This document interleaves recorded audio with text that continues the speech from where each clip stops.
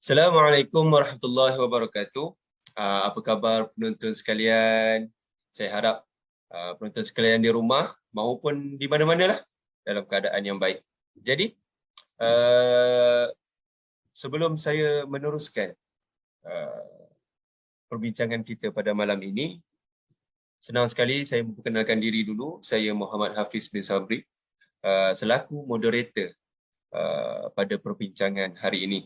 Jadi, pada perbincangan hari ini, kita akan membicarakan tentang isu dan cabaran revolusi industri 4.0 dalam kurikulum pendidikan Islam sekolah rendah di Malaysia. Jadi, saya memperkenalkan dulu. Sebelum kita panjang lebar berbicara, saya memperkenalkan dulu panel yang pertama, iaitu Saudara Amir Mustaqim, yang berasal daripada negeri Kelantan, Pantai Timur, daripada Pantai Timur, merupakan lepasan ijazah sarjana muda daripada Universiti Sains Islam Malaysia. Apa khabar Saudara Amir? Alhamdulillah. Alhamdulillah. Terima kasih kepada moderator. Apa khabar moderator? Alhamdulillah, saya sihat saja.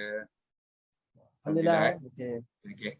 Seterusnya, untuk panel yang kedua, saya memperkenalkan Saudara Hazim Saleh, yang berasal daripada tadi moderator pertama daripada Pantai Timur. Sekarang kita berganjak ke utara pula. Saudara Hazim Saleh yang berasal daripada negeri Kedah, dan merupakan salah seorang lepasan daripada Universiti Al-Azhar Mesir. Assalamualaikum Saudara Hazim Saleh. Waalaikumsalam warahmatullahi. Boleh dengar ke suara saya? Boleh. Sihat ya, Saudara? Sihat, alhamdulillah. Saudara Hafiz sihat? Alhamdulillah. Jadi, kita dah kenal dengan kedua-dua panel kita pada malam ini. Jadi, kita terus ke intinya. Kita terus kepada intipati apa yang ingin kita bincangkan pada malam ini, pada hari ini. Jadi, perbincangan hari ini mengenai isu dan cabaran revolusi industri 4.0 yang dihadapi pada zaman sekarang ini terhadap kurikulum pendidikan Islam sekolah rendah di Malaysia. Jadi, sebelum saya passingkan kepada panel kita yang pertama, kita lihat dulu apakah itu sebenarnya revolusi industri. Betul. Kita kenal dulu sejarah revolusi industri. Yang pertama, perkembangan ilmu pengetahuan sekarang ini sangat berubah daripada dulu, zaman dulu, yang mana cara pembelajaran dan pengajaran itu sangat berbeza dengan zaman sekarang. Jadi, perubahan yang besar kepada semua individu di dunia sekarang. Jadi, perkembangan ilmu pengetahuan ini mengubah juga landscape dunia sekarang dari sudut ekonomi, dari sudut perindustrian, dan tidak lupa juga dalam bidang perdagangan. Jadi, kita tengok pula sejarah. Pada tahun 1800, dalam 1760 hingga 1830, revolusi ini telah bermula, yang dikenali sebagai revolusi industri yang pertama, yang mana tumpuan utama dalam industri ini ialah mengenai kuasa wap yang digunakan dalam kilang-kilang. Seterusnya, untuk revolusi industri yang kedua pula, yang berlaku pada tahun 1900, sekitar 1870 hingga 1914, yang mana menggunakan kuasa elektrik sebagai bahan yang penjanaan di dunia. Seterusnya, berlaku pula revolusi industri 3.0 yang berlaku pada tahun 2000, yang mana menumpukan lebih kepada penggunaan komputer, teknologi maklumat. Maybe waktu ini dah mula wujudnya telefon. Dulu kita guna Nokia 3660 lah, senang cakap kan. Okey. Yang mana dulu pada zaman inilah komputer-komputer yang besar-besar gerdabak tu, komputer yang sekali skrinnya dengan ICU ya, dan sebagainya lah. Okey, seterusnya, pada zaman sekarang, pada era ini, pada masa sekarang lah, okey, berlakulah revolusi industri yang keempat, yang mana akses internet di mana-mana sahaja kita boleh menggunakannya. Seterusnya, teknologi maklumat yang kiat mengembang. Berbagai cara kita boleh menggunakan teknologi maklumat dan juga teknologi robotik. Ini adalah salah satu teknologi yang terkini pada zaman sekarang. Sudah semakin meluas digunakan. Jadi, kita lihat dulu apakah yang didefinisikan sebagai revolusi 4.0, revolusi industri 4.0. Dalam buku yang dikeluarkan oleh Klaus Schwab 2017, The Fourth Industrial Revolution 4.0. Dunia hari ini memerlukan semua benda untuk berinteraksi secara pantas. Data dan informasi bergerak dari satu tempat ke satu tempat kurang sesaat. Hari ini data juga boleh berjalan dari satu mesin ke satu mesin. Maknanya jelas dekat sini dunia sekarang, okay, hari ini kita nak hantar maklumat tidak memerlukan pos lagi. Kita tak perlu melelah-lelahkan diri menulis surat nak hantar sampai ke Amir Mustaqim yang berada di Pantai Timur contohnya. Nak hantar kepada saudara Hazim Saleh yang berada di utara contohnya. Tak perlu memakan masa. Hanya kita menekan button di handphone. Kita tulis Assalamualaikum, 100% terus sampai kepada saudara-saudara kita. Jadi, kita teruskan perbincangan. Dengan berlakunya revolusi industri ini, revolusi 4.0 kita fokuskan pada zaman sekarang lah. Okey, persoalannya adalah kepada panel yang pertama, saudara Amir Mustaqim, apakah cabaran untuk mengaplikasikan PAK 21 dan juga IR 4.0 ini dalam sistem pendidikan negara? Dipersilakan. Baik, sebelum tu dengar suara saya, saudara Hafiz. Boleh dengar suara?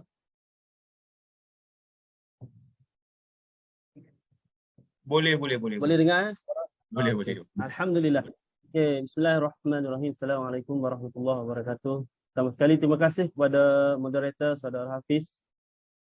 Menarik perkongsian berkenaan dengan sejarah atau perkenalan berkenaan dengan revolusi industri 4.0.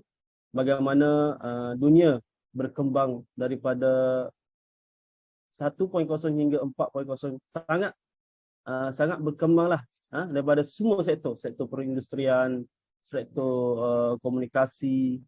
Jadi hari ini kita berbincangkan, kita fokus pada satu sektor iaitu sektor pendidikan yang melibatkan cabaran bagaimana untuk kita mengaplikasikan PAK 21 ini adalah pembelajaran abad ke-21 melibatkan sistem pendidikan. Sudah pasti dengan berkembangnya revolusi industri ini terdapat banyak cabaran yang dihadapi khususnya dalam sistem pendidikan di negara. Pertama sekali cabaran yang dihadapi adalah kesesuaian inovasi dalam sistem pendidikan. Ini yang sangat penting sebab dia memerlukan satu inovasi yang baru dalam sistem pendidikan, memerlukan wajah yang baru. Mungkin dulu kita banyak menggunakan ataupun tidak banyak teknologi kita boleh gunakan, kita terapkan dalam sistem pendidikan. Tapi hari ini dengan berkembangnya seiring dengan perkembangan evolusi industri, maka perlu banyak lagi inovasi dalam sistem pendidikan. Okay. Seterusnya, kesediaan dengan pengetahuan teknologi, maklumat serta komunikasi. Maksudnya guru-guru pada hari ini ataupun tenaga pengajar pada hari ini perlu menyediakan diri dengan pengetahuan teknologi maklumat serta komunikasi. Ia sangat perlu sebab kita ingin menyampaikan maklumat ataupun ilmu pendidikan ini kepada pelajar. Selain itu, pemilihan penyediaan dan kelengkapan teknologi. Ini sesuai mengikut dalam sistem pendidikan, penggunaan teknologi ini sangat penting bagi menarik minat pelajar untuk terus belajar. Mungkin dulu kita menggunakan papan hitam ataupun kapur sebagai kaedah pembelajaran. Tapi hari ini dengan adanya perkembangan teknologi kita boleh guna. Contohnya seperti menggunakan tayangan video di dalam YouTube. Dengan adanya internet boleh kita merujuk kepada YouTube. Adapun kita boleh menggunakan teknologi seperti LCD untuk tayangan video semasa sesi PDBC kita di dalam kelas. Seterusnya, kesediaan pelajar menghadapi perubahan dalam sistem pendidikan.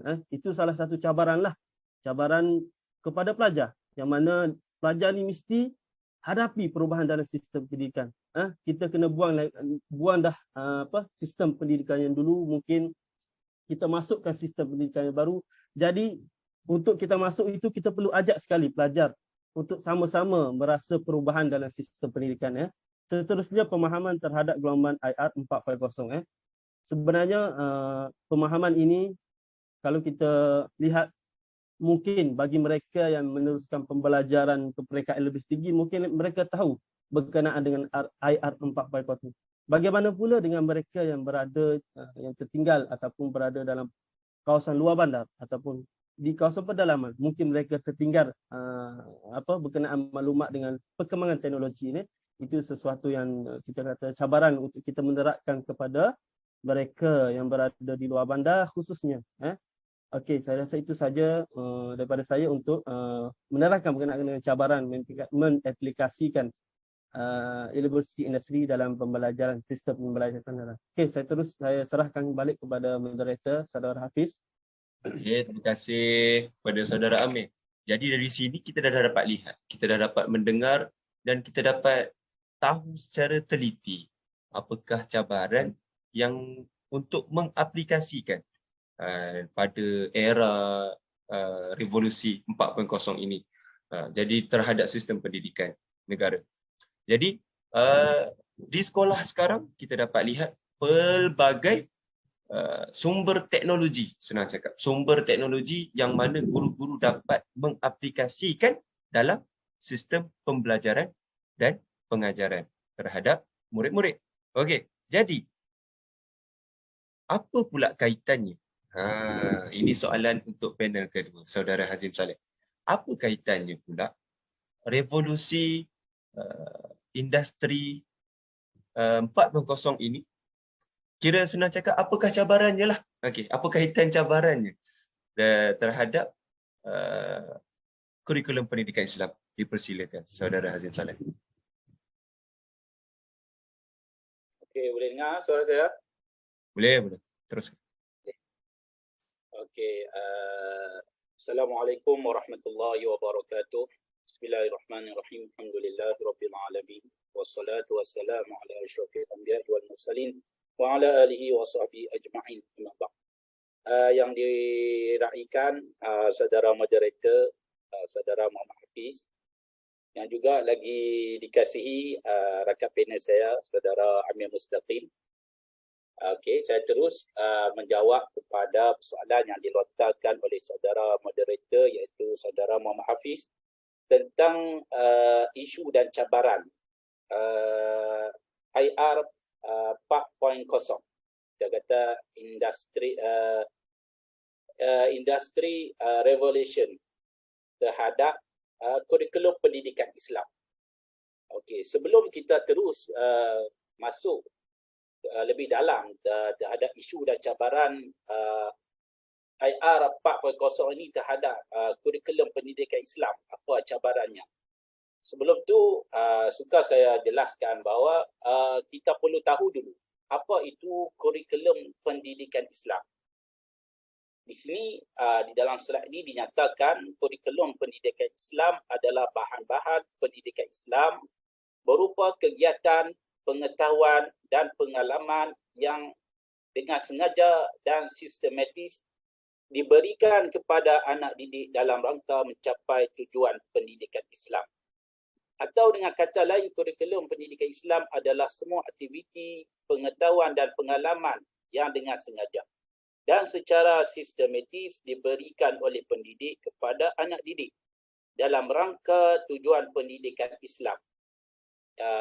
Yang ini kita boleh katakan bahawa adalah definisi ataupun suatu pengenalan apa itu kurikulum pendidikan Islam. Menjadi soalan, kenapa kita perlu mengetahui definisi kurikulum pendidikan Islam? Saya berikan kepada tuan-tuan perempuan yang mendengar bahawa kepentingan kita mengetahui pengenalan ataupun satu mukadimah untuk kurikulum pendidikan Islam adalah sangat penting sebagaimana yang diterangkan oleh ada satu syair yang diterangkan yang sangat masyhur dalam dunia ilmu Islam, iaitu Imam Sabban dan Syekh Sabban menyebut innama badi'a likulli fannin 10. Setiap prinsip-prinsip ilmu tu ada 10. Di sini saya sebut 2 ajalah. Innama badi'a likulli fannin 10. Setiap prinsip ilmu tu ada 10. Untuk mengenal dia, yang pertama al-haddu wal maudu', iaitu ta'rif ataupun definisi dan tajuk-tajuknya. Kerana apa kita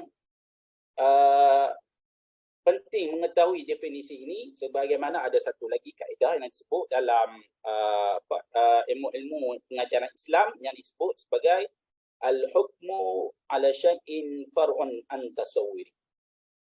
Apa maksudnya? Kita nak menghukum sesuatu, kita kena mengetahui dulu apakah gambaran yang secara holistik sebelum kita mengatakan bahawa ia adalah satu isu ataupun cabaran terhadap suatu perkara. Okey. Okey, seterusnya. Okey. Selepas kita dah mengetahui tentang definisi kurikulum pendidikan Islam, kita akan mengetahui juga apakah implikasi IR 4.0 terhadap pendidikan Islam. Semestinya seperti mana yang diterangkan oleh sahabat panel saya tadi, sudah bermacam-macam kaedah ataupun kita kata pelbagai cara yang telah di-upgradekan, telah dimajukan. Bukan saja dari sudut pembangunan industri kilang-kilang, dan juga dia juga merangkumi pembangunan dan pemajuan dalam sudut pendidikan. Terutamanya dalam pendidikan Islam, kita tengok dalam implikasi positif tu, yang pertama disebut kemudahan untuk mengakses pelbagai ilmu tanpa sempadan. Okey, yang ni kita katakan khusus pada kemudahan akses internet. Bila kita sudah mengetahui bila kita dah dapat pelbagai kemudahan yang terutamanya daripada internet, kita akan mampu mengakses ataupun kita mampu mendapat pelbagai ilmu, yang mana ilmu tu tak kira sama ada ilmu baik ataupun ilmu buruk. Kalau ilmu baik ni kita katakan bahawa ia adalah berkaitan dengan pendidikan Islam lah. Ilmu yang kita mudah sangat mendapat, yang mana dulu kita katakan perlu bergerak dari satu tempat ke satu tempat untuk mendapat ilmu. Yang seterusnya, kepelbagaian dalam metod pendidikan yang lebih efektif. Okey, contohnya kalau kita belajar sesuatu perkara, contohnya di dalam solat. Okey, murid tidak perlu datang kepada guru untuk berdepan secara bersemuka. Murid boleh berhadapan dengan menggunakan pelbagai aplikasi yang ada di dalam internet seperti Zoom, Google Meet, Webex. Murid boleh mendapat ilmu, dan soalan-soalan yang diberikan oleh guru tidak perlu dalam bentuk kita kata hard copy lah. Boleh bagi dalam bentuk Google Form ke untuk menilai kemajuan murid. Seterusnya, penyebaran ilmu pendidikan Islam yang lebih meluas. Ya, seperti mana kita tahu, contohnya kalau ada pengajian, contoh-contoh di yang terkenal di dunia Islam seperti Mesir, Maghribi, Jordan, Madinah, kita boleh belajar secara langsung, iaitu kita sebut sebagai live. Kita Facebook live, Instagram live. Jadi bila mana wujudnya akses internet dengan mudah, maka penyebaran ilmu Islam tu lebih meluas. Dengan erti kata lain, orang-orang yang bukan Islam juga mampu mengakses maklumat tentang Islam, kerana ia datang kerana kebanyakan ilmu Islam ni datang daripada dunia Arab. Okey, saya rasa cukup dulu setakat tu. Mungkin kita akan berpindah kepada tajuk yang lain. Saya serahkan kembali kepada saudara Muhammad Hafiz. Minta maaf kalau mengambil masa yang lama sikit. Terima kasih kepada panel yang kedua. Begitu mendalam dia punya penerangan. Dengan betapa pentingnya definisi sebelum kita mendalami lagi apa yang ingin kita belajar dan seterusnya, kita dapat lihat apakah implikasi positif terhadap pendidikan Islam itu. Maknanya pendidikan Islam ini akan tersebar luas tanpa batas dengan adanya kemudahan-kemudahan yang ada pada zaman sekarang ini. Jadi, tanpa melengahkan masa, kita teruskan lagi dengan kita teruskan lagi. Tadi kita dah tengok implikasi positif. Sekarang kita tengok pula apa implikasi negatifnya. Apakah cabarannya terhadap guru? Okey. Di sini saya tanpa berbual panjang lah, saya teruskan dengan panel yang seterusnya untuk menerangkan. Dipersilakan. Baik, terima kasih kepada saudara Hafiz. Sama. Alhamdulillah, tadi saudara Hasim telah panjang lebar bercerita berkenaan dengan kurikulum pendidikan Islam. Jadi yang diterangkan oleh saudara Hasim itu berkaitan dengan kesan ataupun implikasi positif. Memang dalam revolusi industri ini memang ada positifnya ataupun kesan ataupun kebaikan. Kebaikan implikasi yang positif. Seperti mana kita mudah mendapat ilmu ataupun senang dengan mengakses internet. Tapi setiap benda yang baik pasti ada kesan dia juga yang buruk ataupun implikasi negatif. Implikasi negatif ini juga kita anggap sebagai cabaran. Cabaran kepada guru ataupun kepada para pendidik maupun pelajar itu sendiri.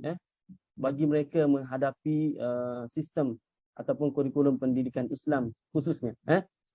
Baik, kita tengok kesan kepada guru ataupun implikasi kepada guru. Apakah kesan, implikasi yang dihadapi oleh guru berkaitan dengan revolusi industri. Yang pertama, guru menghadapi kesukaran untuk meningkatkan upaya ICT supaya cara mengajar guru relevan dengan peningkatan penggunaan bahan-bahan yang berteknologi tinggi semasa PDPC dalam IR 4.0.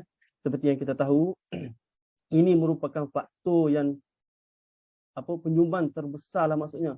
Kalau guru ingin meneruskan atau guru ingin menjadi seorang yang bermaklumat, menjadi seorang yang mengikut perkembangan. Jadi guru itu perlulah dihiasi dengan ilmu, bagi mengurangkan sedikit kesukaran bagi guru ni untuk meningkatkan ataupun menterjemahkan pengajaran dan pembelajaran kepada pelajar. Jadi yang utama di situ, guru perlu meningkatkanlah keupayaan ICT bagi kesan dia menjadikan guru ini sukar untuk meningkatkan keupayaan ICT. Okey, implikasi yang kedua, implikasi negatif yang kedua. Sistem pembelajaran dan pengajaran P dan P haruslah lebih berinovasi dan bersesuaian dengan keperluan revolusi digital ini agar mampu melahirkan pelajar yang berinovasi, berkebolehan dan berkemahiran tinggi. Jadi bagi seorang guru, tanggungjawab dia cukup besar untuk melahirkan pelajar, bukan sahaja pelajar yang berilmu pengetahuan, berakhlak, tetapi pelajar yang mempunyai kebolehan, mempunyai kreativiti, mempunyai inovasi dan kemahiran yang lebih tinggi. Jadi memang patutlah guru itu menerapkan sistem ataupun teknologi pada masa kini supaya pelajar itu tidaklah seperti kata peribahasa, seperti katak di bawah tempurung, tidak ketinggalan mengikuti perkembangan teknologi pada masa kini. Itu peranan guru. Jadi itu adalah salah satu kesan negatif lah. Okey, seterusnya kita lihat lebih mendalam lagi. Kesan ini kepada guru di pendalaman. Guru di pendalaman memang cukup terasa kesannya dengan pembangunan, dengan kemajuan yang dihadapi pada era ini, revolusi industri ini. Guru di pendalaman biasanya menghadapi kesukaran dalam penggunaan peranti-peranti berinternet, terpaksa berusaha mencari kawasan yang mempunyai capaian internet untuk melaksanakan tugas. Itu cabaran bagi guru dan pelajar itu sendiri. Bagi guru yang berkhidmat di pedalaman, seperti kita tahu, kalau sebagai guru kita pernah guna istilah P3, P2, itu adalah merupakan kawasan pedalaman. Apabila guru ditempatkan di kawasan pedalaman P2 ataupun P3, guru tu perlu lebih lagi bersedia menyediakan diri dengan cabaran-cabaran yang mereka hadapi. Ini salah satu cabaranlah bagi guru di pedalaman. Sebab dekat kawasan pedalaman ni, capaian internet untuk sampai ke kawasan pedalaman ni masih lagi berada pada tahap yang rendah.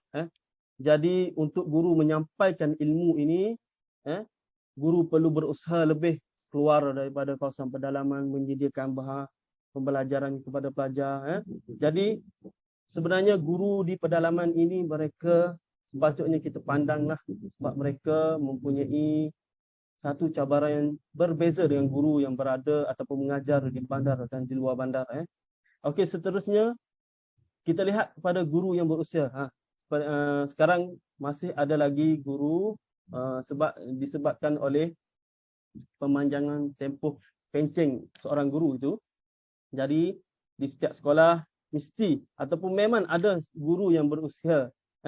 Jadi cabaran untuk guru yang berusia ni biasanya mereka memang menghadapi kesukaran dalam penggunaan peranti-peranti berinternet, aplikasi yang kompleks macam ni. Guru yang berusia ni mereka sudah hidup pada zaman mereka yang mana belum ada lagi perkembangan teknologi. Jadi untuk mereka ikut ataupun follow perkembangan teknologi ni, mereka memerlukan makan masa yang lama. Jadi mereka perlu bermula daripada bawah untuk mereka ikut setiap perkembangan. Bagi mereka yang berusia ni mungkin sukar dengan tahap kudrat ataupun kekuatan tenaga mereka untuk menghadapi itu. Okey, baik. Seterusnya, cabaran yang seterusnya adalah sumber ICT yang tidak mencukupi dan gagal menempatkan komputer di sekolah. Lebih-lebih lagi sekolah bukan di bawah sekolah kerajaan seperti sekolah agama rakyat. Ini kita boleh kaitkan dengan cabaran yang atas itu guru di pedalaman. Mestinya yang mempunyai masalah ini adalah sekolah, turut terjadi di sekolah yang di pedalaman lah. Mereka kurang mendapat prasarana ataupun peruntukan sumber-sumber ICT yang mana jauh beza jika dibandingkan dengan sekolah-sekolah di bandar. Yang mana kalau kita tengok tahap pelajar di sekolah di pedalaman dengan di bandar pun kita dah boleh tahu sejauh mana mereka pembelajaran mereka. Ini semua berkaitan dengan sumber ICT ataupun peruntukan ataupun prasarana yang sepatutnya kepada semua sekolah. Jadi itu merupakan cabaranlah bagi guru dan pelajar di sekolah tersebut. Cabaran yang besar, khususnya di sekolah di pedalaman. Itu saja daripada saya. Saya serah balik kepada moderator. Okey, baiklah. Jadi kita sudah mendengar apa itu implikasi atau negatif ataupun dipanggil cabaran terhadap guru. Yang mana kita dapat lihat guru-guru pada zaman sekarang ini menghadapi kesukaran untuk menambah lagi ilmu. Dalam pada dia mengajar, dia juga perlu belajar bagaimana untuk diri dia mengaplikasikan, untuk diri seorang guru itu mengaplikasikan revolusi-revolusi yang berlaku pada zaman sekarang, menggunakan teknologi-teknologi terkini terhadap PDP yang akan dijalankan. Seterusnya lagi, apa lagi cabaran terhadap gurunya?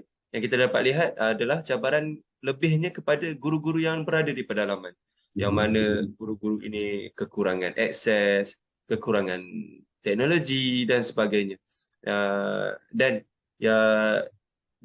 tambahan lagi lah kepada guru-guru yang berusia, kan, yang mana daripada kecilnya tiada pendedahan terhadap teknologi, yang berbeza dengan kanak-kanak sekarang yang mana pendedahannya baru lahir saja dah diberi handphone dan sebagainya lagi, menunjukkan guru-guru yang berusia ini lagi harus berusaha lebih untuk mendalami atau cara mengguna peranti-peranti yang terbaru ini. Dan seterusnya kita dapat melihat kepada kemunduran sekolah-sekolah pedalaman ini yang ketinggalan terhadap produk-produk ataupun teknologi-teknologi yang terkini. Jadi kita dah lihat apa implikasinya terhadap guru dan seterusnya. saya serahkan kepada panel kedua, saudara Hazim Saleh. Bagaimana pula kata implikasi negatif ataupun implikasi cabaran terhadap murid pula? Dipersilakan. Okey, boleh dengar suara saya? Okey, terima kasih kepada saudara moderator, saudara Hafiz Sabri. Okey, kita dah mendengar tadi pembentangan oleh rakan panel saya iaitu saudara Amir Mustaqim tentang implikasi industri revolution 4.0 terhadap guru. Sekarang ini kita akan masuk pula untuk mendengar implikasi IR 4.0 kepada murid. Okey, kesannya banyak. Okey, di antaranya lah dengan ledakan teknologi yang pantas pada hari ini membuatkan segala-galanya berada di ujung jari dengan menggunakan internet serta teknologi komunikasi dan maklumat ICT. Pelbagai fahaman senang tersebar melalui maklumat dan penularan, iaitu disebut dalam bahasa moden sekarang iaitu viral. Di dalam internet yang bertentangan dengan nilai Islam yang boleh menjejaskan masyarakat dan khususnya kepada murid. Okey. Seterusnya yang kita sebut tadi terdedah kepada pelbagai fahaman tu. Yang ke mana fahaman itu adalah satu budaya yang merosakkan pemikiran manusia. Sebab apa? Sebab kerana hampir semua benda kita boleh dapat melalui internet. Sebab tu internet dalam bahasa moden disebut the Internet of Everything, LOE. Antara fahaman yang murid mudah terpengaruh adalah seperti mana yang ada di skrin tuan-tuan puan-puan, iaitu pluralism, feminism, LGBT, sekular dan liberal. Sebelum kita mengetahui, kita perlu tahu masuk kepada implikasi terhadap murid tu, saya selitkan sedikit. Kita perlu juga tahu kenapa pengaruh dan pemahaman yang ada di internet ni semua kita tidak boleh terima. Maksudnya kita kena tapis. Jadi ketika murid tu mendapat maklumat ataupun mendapat satu informasi tentang satu-satu pemahaman, tidak ada yang membimbingnya, membuatkan ia mudah tertarik. Fahaman yang mudah tertarik itu dia merasakan fahaman itu betul. Kita sebagai guru, kita sedar bahawa fahaman yang dapat dibaca dan diakses oleh para murid itu adalah fahaman yang bertentangan dengan nilai masyarakat, terutamanya bertentangan dengan nilai agama Islam. Kita juga perlu terangkan kepada murid bahawa fahaman yang seperti pluralism, payah sikitlah bahasa Inggeris. Fahaman pluralism ni antaranya kenapa kita katakan bahaya, kerana ia merupakan satu persamaan pemahaman tentang ketuhanan. Seolah-olah agama Islam ni tidak ada beza dengan agama lain. Saya bagi contoh, kita Islam mengatakan Allah sebagai Tuhan. Okey, kalau Kristian mengatakan Yesus sebagai anak Tuhan, dia pun juga Tuhan. Dia adalah konsep yang dipanggil Trinity. Bila kita faham daripada situ, murid akan bila membaca maklumat-maklumat macam ni, dia akan merasakan agama tu sama. Jadi tidak ada masalah. Menganut agama Kristian boleh, Islam pun boleh, India pun boleh, Buddha pun boleh. Okey. Bila ada pemahaman lagu ni menjadikan kita mengatakan bahawa Islam itu adalah sama, sedangkan ayat Quran sudah sebut inna dina indallah Islam. Agama yang sebenarnya di sisi Allah adalah Islam. Sebab tu pahaman-pahaman yang ada internet ni sangat bahaya. Seterusnya saya terangkan sedikitlah. Feminism ni LGBT, sekular dan liberal. LGBT ni kita tahu dia berkaitan dengan gay, lesbian. Okey. Bila pemahaman ini tidak dapat diterapkan dalam pemikiran murid bahawa kata pemikiran ini adalah salah, maka murid merasakan itu adalah perkara biasa. Sedangkan pemahaman seperti mana gay dan lesbian itu merupakan satu kerosakan dan menyebabkan tamadun manusia itu sendiri tidak dapat dibina kerana ia meruntuhkan dalam sistem pembiakan, contoh pembiakan manusia. Mana ada seorang bayi nak dilahirkan kalau laki berkahwin dengan laki? Tak ada lagi, walaupun ada teknologi moden pun takkan beranak dilahirkan takkan seorang lelaki melahirkan seorang anak. Kita pun tahu macam mana proses pembiakan melahirkan. Kalau lelaki nak keluar ke mana? Okey. Sebab tu kita perlu terapkan yang paling penting adalah bahawa kesan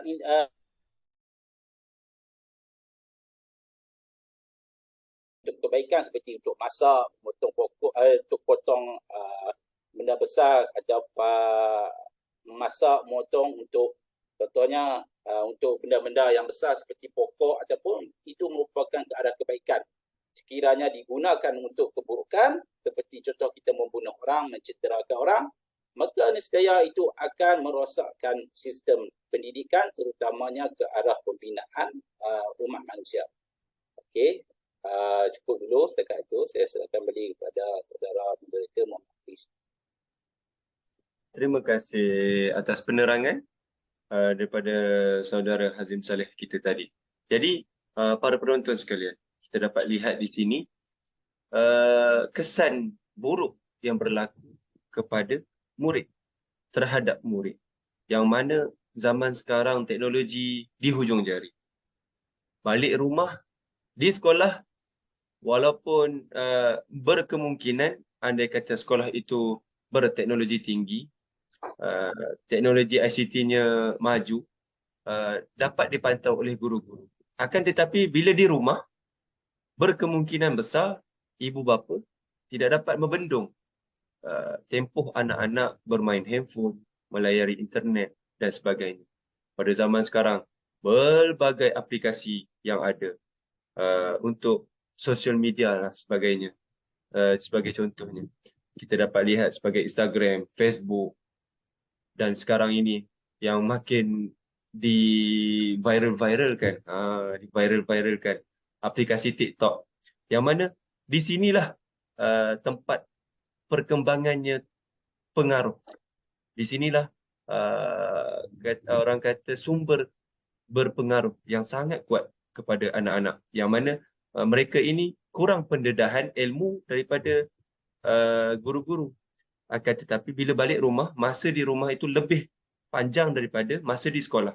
Bila anak-anak lebihkan masa kepada internet, kepada sosial media, ini akan mengakibatkan pengaruh yang sangat berbahaya terhadap proses pemikiran anak-anak kita. Dan seterusnya, dia akan mengakibatkan sektor pendidikan kita ini akan terjejas, yang mana bila mana di sekolah kita menerapkan pendidikan Islam itu sangat penting terhadap diri, akan tetapi bila balik saja di rumah, dia terpengaruh dengan internet, terpengaruh dengan sosial media. Ini akan membuatkan minda anak-anak kita, minda anak murid kita akan mula bercampur dan akan mula menimbulkan pertanyaan-pertanyaan yang aneh bila datang ke sekolah nanti. Jadi, bagaimanakah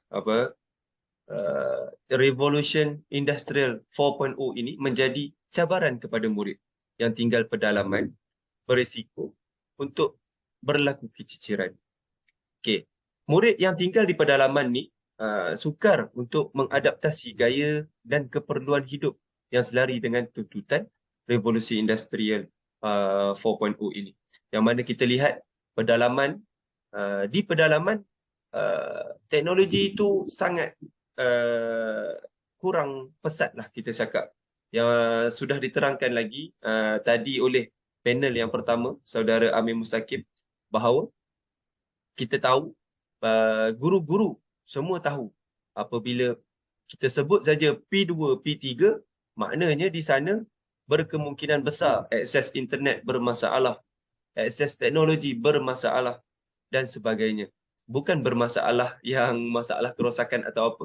Bermakna yang dimaksudkan di sini adalah kekurangan akses, kekurangan teknologi yang mana murid-murid di pedalaman susah untuk mengadaptasikan diri apabila mereka baru saja menerima teknologi tersebut dan beresiko tinggi kepada terhadap murid-murid yang berada di pedalaman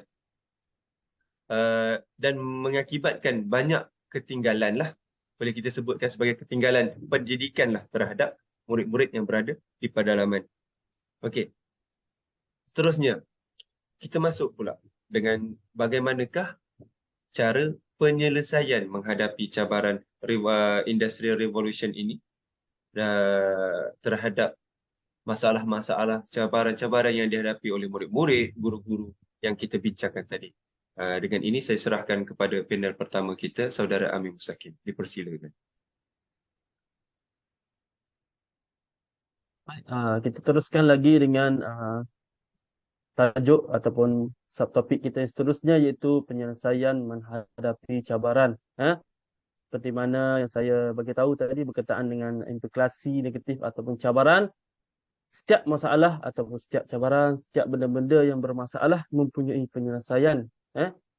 Jadi dalam kita menyelesaikan masalah yang dihadapi dalam revolusi industri 4.0, terdapat beberapa aspek.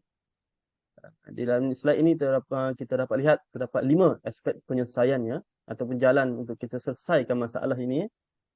Okey. Yang pertama adalah kita meningkatkan profesionalisme perguruan. Guru ni sendiri perlu meningkatkan ilmu ataupun profession dia sebagai seorang guru. Sebab kita ini sebagai seorang guru pada era ini, pada abad ini, mempunyai tanggungjawab ataupun cabaran yang sangat besar. Seperti kita lihat tadi, pelajar yang mendapat implikasi negatif daripada perkembangan IR 4.0 ini cukup bahaya. Kalau kita tengok pemahaman yang tersebar luas di dalam internet ini, cukup banyak benda yang negatif daripada yang positif. Oleh itu guru perlulah meningkatkan ilmu mereka. Seterusnya, memperbaiki kualiti sistem peperiksaan. Ini salah satu daripada kaedah atau cara yang boleh kita terapkan dalam kurikulum, khususnya dalam kurikulum pendidikan Islam.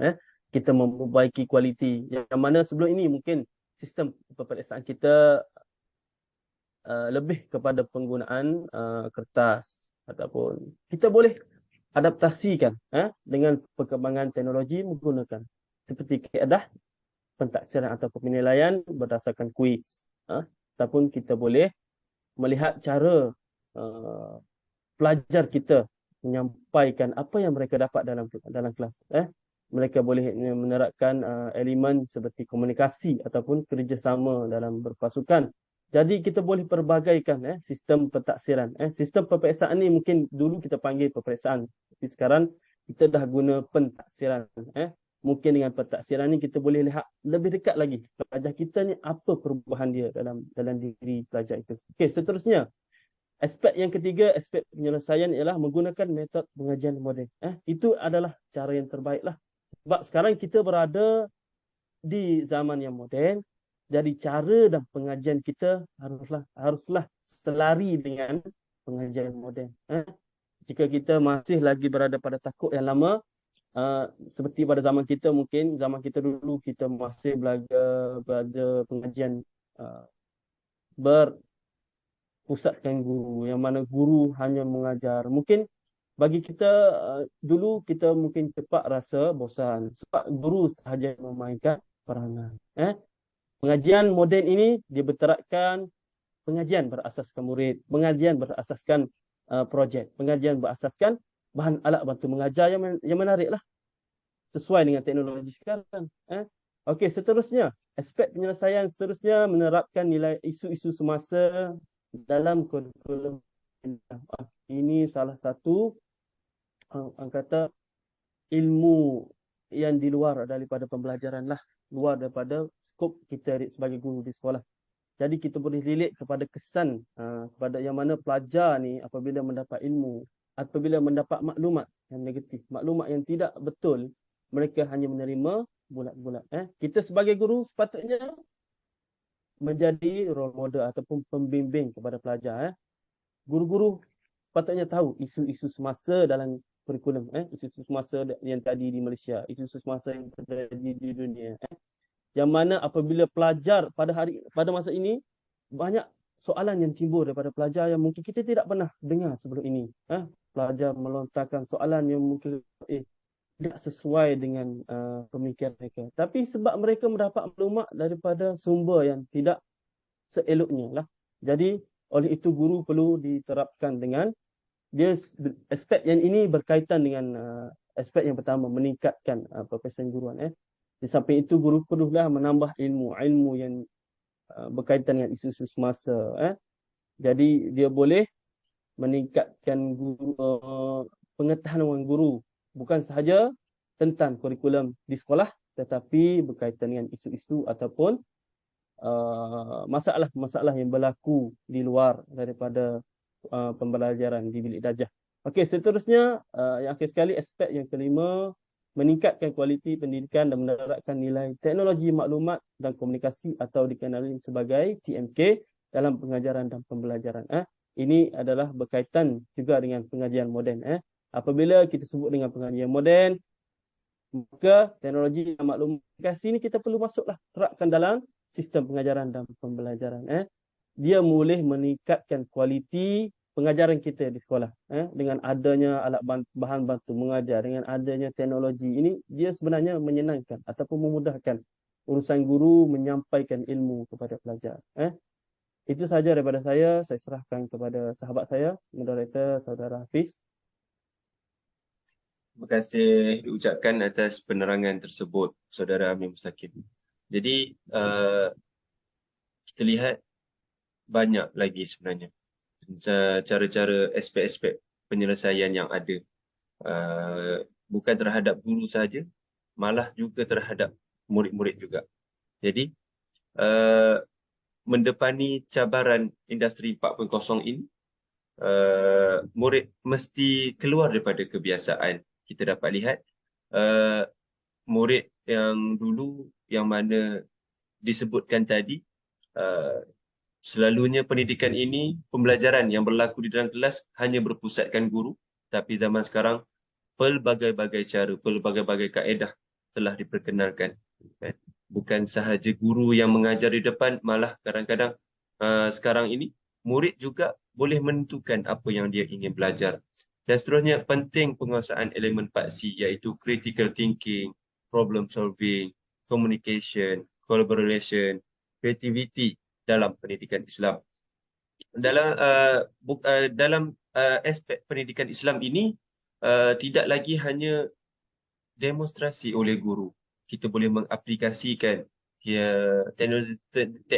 teknologi ataupun sumber internet yang ada sebagai bahan untuk kita mendedahkan kepada murid-murid kita di sekolah bagaimana kita boleh menguji tahap critical thinking anak murid kita di sekolah. Seterusnya, bagaimanakah situasi yang sukar supaya diberikan kepada murid supaya mereka boleh mengaplikasikan cara penyelesaian masalah tersebut, dan bagaimana kita menerapkan cara komunikasi yang diterapkan dalam Islam kepada murid-murid.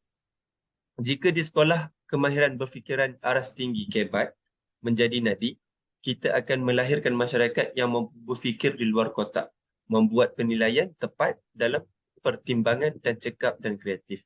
Ini memberi maksud yang mana apabila guru di sekolah dapat melahirkan, dapat menzahirkan murid yang berkemahiran berfikir aras tinggi, yang mana murid itu keluar daripada sekolah, dia mempunyai satu elemen dalam dirinya yang mampu berfikir pada aras yang tinggi, yang menjadi nadi terhadap murid tersebut, maka kita akan melahirkan, guru-guru akan melahirkan masyarakat yang mampu berfikir di luar kotak, yang mana murid tersebut akan mampu membuat penilaian yang tepat untuk kehidupannya dan yang akan mendatang dalam hidupnya. Jadi, peranan guru. Peranan guru, bagaimanakah peranan guru ini terhadap murid-murid di sekolah. Kita nak tahu juga. Okey, peranan guru, bagaimanakah peranan guru ini macam mana nak cakap, menanamkan nilai-nilai yang sangat penting dalam era Revolution Industrial 4.0 ini kepada murid-murid. Dengan ini saya serahkan kepada panel seterusnya. Hazrin Saleh, dipersila. Okey, boleh dengar suara saya, Saudara Hafiz? Okey. Kita akan masuk kepada peranan guru, iaitu peranan guru dalam menghadapi isu dan cabaran IR 4.0. Di sini saya suka saya membawa contoh peranan guru itu sendiri dalam membentuk murid dalam menghadapi cabaran IR 4.0 ini, sebagaimana contoh yang kita ada pada junjungan yang besar Nabi kita Nabi Muhammad SAW. Bagaimana ada persamaan dalam menghadapi cabaran. Sebagai contoh, ketika mana Nabi SAW wafat, seterusnya diteruskan dengan pemerintahan Khulafa' Ar-Rasyidin yang sangat masyhur dengan 4 khalifah tersebut. Sebagaimana yang kita tahu dalam sejarah perjuangan para sahabat dalam 4 khalifah Rasyidin itu, mereka semua juga menghadapi pelbagai cabaran. Contohnya Sayyidina Abu Bakar menghadapi golongan orang yang murtad, Musailamatul Kazzab, menghadapi orang yang tidak mahu membayar zakat. Sebagaimana yang paling mendekati ke arah perpecahan lagi, seperti mana Sayyidina Uthman yang menghadapi mengatakan pemerintahannya tidak adil. Seterusnya kepada pemerintahan pemuncak yang membuatkan perpecahan di kalangan umat Islam, sehingga pemerintahan Sayyidina Ali yang mana berlakunya peperangan yang sangat besar. Jadi di situ kita dapat melihat bahawa cabaran-cabarannya sangat besar, terutamanya ketika zaman penghujung Khalifah Rasyidin, yang mana Sayyidina Ali berhadapan dengan tentangan para sahabat sendiri. Para sahabat sendiri maksudnya kita kata berkelahi hingga membawa kepada peperangan yang menumpahkan darah. Itu satu peristiwa cabaran yang sangat besar. Okey, oleh itu sebagai peranan guru, di sini kita nyatakan bahawa yang antaranya adalah memahami hala tuju teknologi dan hubungannya dengan kurikulum pendidikan Islam. Guru itu sendiri kena memahami apakah teknologi ini dalam membawa kerangka membentuk pemikiran murid. Guru perlu memahami kepentingan teknologi itu sendiri. Sebab apa? Sebab murid itu, kita berhadapan dengan realiti sekarang ni, memang murid sangat terdedah kepada kemudahan akses internet yang mana mudah sangat mendapat maklumat. Jika sekiranya guru itu sendiri kurang tidak peka dengan teknologi, maka menyebabkan ia akan berjalan ke belakang dan tidak seiring dengan para murid. Seterusnya, peranan guru adalah meningkatkan aspek nilai dan penghayatan. Maksudnya nilai dan penghayatan ini dari sudut moral, kita katakan kita perlu tekankan bahawa contohnya berbuat baik kepada ibu bapa, berbuat baik kepada jiran, itu adalah salah satu yang kita sebut sebagai nilai dan cara penghayatan kita terhadap masyarakat. Seterusnya, pedagogi yang seiring dengan perkembangan. Pedagogi ini sepertinya mana yang diketahui bahawa adalah salah satu disebut juga sebagai kaedah ataupun cara pembelajaran dan pengajaran. Maksudnya, guru perlu mempelbagaikan kaedah pengajaran dan pembelajaran supaya murid ni tidak, kita katakan, tidak boring lah dengan satu pengajaran. Ya, mungkin dulu kita katakan kita berpusatkan pada guru. Maksudnya guru mendengar, guru bercakap dan murid mendengar. Sekarang ni tak boleh macam tu. Kalau kita bercakap, murid dengar, itu akan menyebabkan kehilangan fokus mereka terhadap pengajaran yang kita sebagai guru yang kita ajarkan. Seterusnya, meningkatkan ilmu dan kemahiran ICT. Yang ini seperti mana para guru tahu, contohnya di sekolah pun kita memerlukan kepada pengetahuan yang kita kata pengetahuan yang sangat tinggi dalam penggunaan ICT ini. Sebab apa di sekolah pun sekarang kalau kita nak isi maklumat apa pun, contohnya PPD minta maklumat, kita kena isi online. Iaitu semua guru perlu peka dan jelas bahawa peningkatan ilmu terhadap teknologi ini sangat penting dan kita perlu peka terhadap perkembangan teknologi dari semasa ke semasa. Dan yang terakhir saya sebut di sini adalah menekankan aspek ilahiyah. Saya bukan saya letakkan di akhir bukan sebab tak penting, supaya kita ingat balik kembali menekankan aspek ilahiyah ini adalah selaras ataupun kita kata sejajar dengan falsafah pendidikan negara, iaitu pendidikan kita memang mengutamakan antaranya ialah bertuhankan. Maksud bertuhankan di sini kita tidak menerima fahaman etis. Etis ini maksudnya tidak menerima bahawa tidak wujud Tuhan dalam agama kita. Maksudnya tidak ada pegangan mengatakan Tuhan itu tidak wujud. Jadi aspek ni yang merupakan aspek yang sangat penting kepada para guru, supaya apapun yang berlaku dan apapun yang terjadi dalam menggunakan kemahiran teknologi, kita akan kembali kepada aspek ilahiyah, iaitu merasakan dan berpegang bahawa Tuhan ini memerhatikan kita. Sebab itu yang diajarkan oleh Nabi kita dalam hadis Jibril yang masyhur.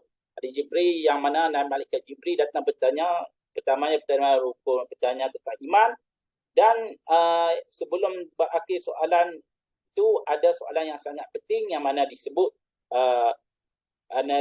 malaikat Jibril bertanya tentang ihsan. Di situ ada poin penting yang diajarkan oleh Nabi. Nabi menjawab, anta'budallaha ka'annaka tarahu. Hendaklah kamu menyembah Allah Ta'ala seperti mana kamu melihatnya. Kerana apa? Bila kita menyembah Allah Ta'ala dengan seolah-olah kita melihat Allah Ta'ala, maka perbuatan kita apapun, contohnya kita menggunakan teknologi, kita akan merasakan Allah itu memerhatikan kita. Jadi kita akan berhati-hati dalam menggunakan teknologi, terutamanya kita sebagai umat Islam. Okey. Saya serahkan kembali kepada Saudara Hafiz. Minta maaf kalau lama. Terima kasih kepada Saudara Hazim Saleh atas penerangan yang sangat-sangat mendalam, yang mana peranan guru itu sangat penting bagi menerapkan kurikulum pendidikan Islam ini terhadap kehidupan anak murid didiknya di sekolah. Jadi pelbagai aspek yang harus ada pada setiap guru itu untuk diterapkan kepada murid-murid. Jadi sudah panjang lebar kita dengar perbincangan kita pada malam ini, para penonton. Bukan berakhirlah, tapi sebagai rumusan, golongan pendidikan Islam, pendidik pendidikan Islam haruslah peka dengan sebarang bentuk cabaran dalam revolusi industrial 4.0 supaya dapat diselaraskan dengan kurikulum pendidikan Islam dalam pelbagai aspek bagi mencapai matlamat pendidikan Islam. Jadi di sini matlamat pendidikan Islam itu penting. Walaupun teknologi makin kembang, walaupun pencapaian internet makin maju dan sebagainya, tetapi untuk mencapai matlamat pendidikan Islam itu haruslah dipegang oleh setiap pendidik, golongan pendidik pendidikan Islam. Bukan hanya sambil lewa sahaja kita mengajar itu ini tanpa mengahkan, tanpa mengambil cakna apa yang berlaku, apa yang berevolusi pada zaman sekarang ini. Maka dengan adanya revolusi ini, sepatutnya guru pendidikan Islam ini haruslah lebih mantap, lebih bersiap sedia bagi menghadapi dan juga menggunakan revolusi industrial 4.0 ini untuk pemudah caraannya bagi menerapkan, bagi dapat melancarkan kurikulum pendidikan Islam ini, dan supaya tak lain dan tak bukan matlamat pendidikan Islam di negara kita ini, dalam pendidikan negara kita tercapai. Saya rasa sudah terlampau panjang perbincangan kita pada hari ini. Terima kasih diucapkan kepada panel pertama Saudara Amir Mustaqim atas penerangan beliau. Terima kasih. Ya, sama. Dan juga terima kasih juga kepada panel kedua Saudara Hazim Saleh atas penerangan yang sangat mantap lah ya. Boleh dicakapkan sangat mantap. Pelbagai dalil dikeluarkan, pelbagai contoh dikeluarkan, dan harap perkongsian kami pada hari ini dapat diberikan sebagai pengajaran dan pembelajaran lah terhadap penonton-penonton yang berada di luar sana, dan semoga bermanfaat kepada diri sendiri dan juga kepada seluruh masyarakat di luar sana, insya-Allah. Wabillahi taufiq wal hidayah. Assalamualaikum warahmatullahi wabarakatuh.